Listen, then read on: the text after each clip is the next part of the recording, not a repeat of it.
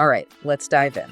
Today, we are getting into a really crucial health metric, something that tells a much bigger story about your body.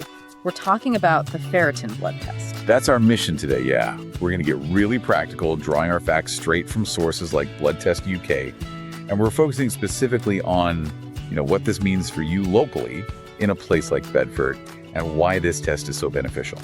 Okay, so ferritin.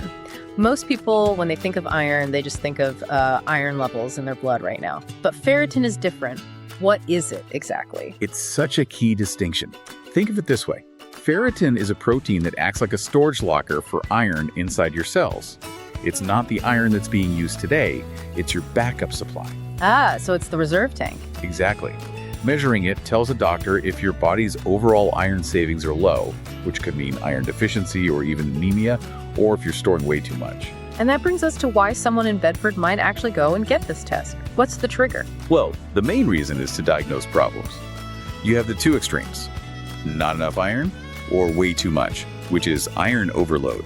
Right, and Blood Test UK points to some really common symptoms. So if you're feeling that deep tiredness, fatigue, or you're looking a bit pale, feeling weak, those are the signals, aren't they? Those are huge signals. And finding out early is everything. It stops a small problem from turning into a much bigger, chronic one down the line. And for anyone listening, getting the test itself is pretty straightforward, isn't it? In a place like Bedford, you've got options. You do. You have your standard NHS facilities, of course, though wait times can vary. And then there are private providers too, which gives you a choice, really, depending on what you need. Let's talk about the benefits then. The cost effectiveness of this. It sounds like a simple test, but the impact is huge. It's preventative medicine at its best. I mean, catching an iron issue early is just so much easier and frankly cheaper than managing a severe iron disorder later on. For everyone, for the health system and for you personally. Absolutely. You prevent serious health problems, you cut long-term costs, and your quality of life is just better. And the procedure itself is what, a few minutes? Oh, it's very quick. It's a simple blood draw. They use sterile needles and special vacuum-sealed tubes, Vacutainer tubes, to make sure everything is safe and the sample is perfect. It's all based on UK protocols. So the results come back. What are we looking for? What do the numbers mean in simple terms? Okay, so a normal range is quite wide, maybe somewhere between 30 and 300 nanograms per milliliter. If your level is low, that's a pretty clear sign of iron deficiency. Not enough in the storage locker. Right.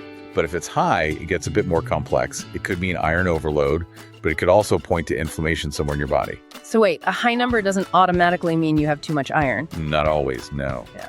This is the key insight. Ferritin is what's called an acute phase reactant.